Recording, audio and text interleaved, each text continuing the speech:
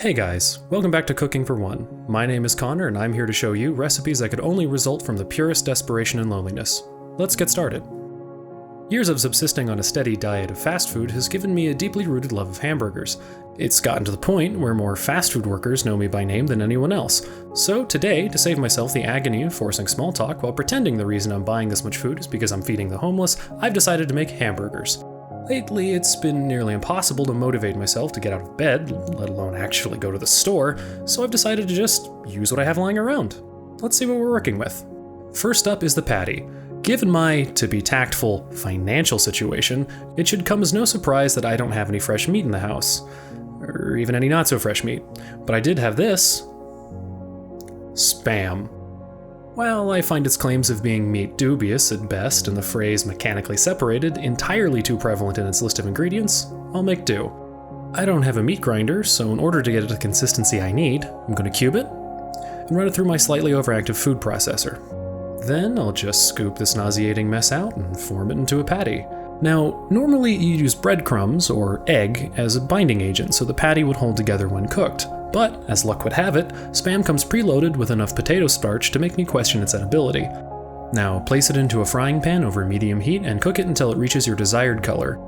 I generally prefer my burgers medium rare, but since we aren't using actual meat, I recommend just cooking it until it stops moving. Next, the toppings. My exes all told me I was too vanilla, and I guess they were right because all I put on my burgers is mayo, ketchup, cheese, onion, tomato, and lettuce. I of course have none of that, but the best sign of a good cook is the ability to substitute on the fly. I don't have any normal cheese, but I do have easy cheese, and that does share a lot of the same ingredients. Next, instead of lettuce, look, I have to come clean about something. The closest I've come to having a fresh vegetable in here is probably the pictures on the front of my frozen TV dinners. The best I could do is this canned spinach. It's good enough. Probably. Instead of onion, I have this tub of fried onions. Despite being the closest to something I'd actually want on my burger, they will still be the worst tasting part of this dish. Instead of mayo, I'm using yogurt. The internet says they're equivalent, and it hasn't lied to me yet. It's not really that similar, but at this point my life feels like meaningless box checking, so why not let my cooking reflect that? Lastly, I don't have any ketchup, and of course I don't have any tomato, but I do have plenty of tomato soup left over from last episode. Then I'll just cook it down over medium heat without adding any water so it'll look like ketchup if I squint at it really hard.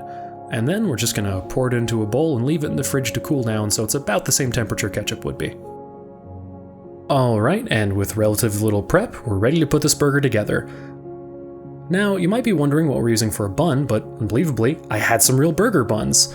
They're, not really the freshest, but at least I don't just have to use regular slices of bread. I mean, that would be ridiculous.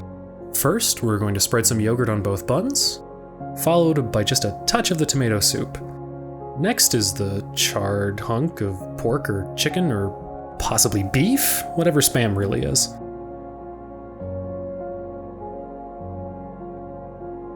Next, we're going to add the cheese, then heap a small amount of the spinach on top. Lastly, we add the onions and top with the rest of the bun.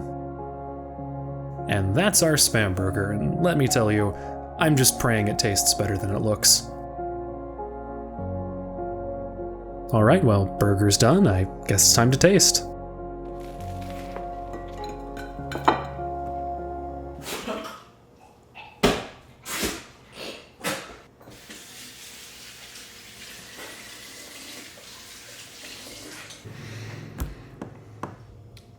It's not great.